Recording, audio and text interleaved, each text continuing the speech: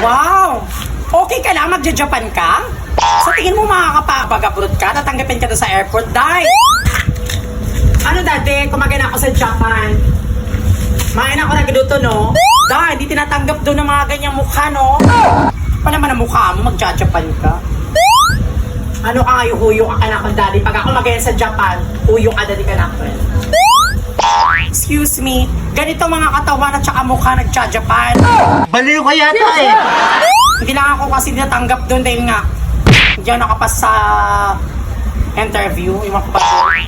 Pero kung ako nakapas sa interview na ako, maganda talaga ako tsaka sobrang ano ko na. Pwede na! Pero ikaw, malabo ako, hindi nga nakapasa, ikaw pa kaya? Mahiya ka naman, no? Bala ka basta ako kung practice naman. Gusto mo ng fighting spirit mo? Tuwang-tuwa ka pa dyan, alam mo kapag abroad ka? Excuse me, hindi ka na lang sa akin. Che,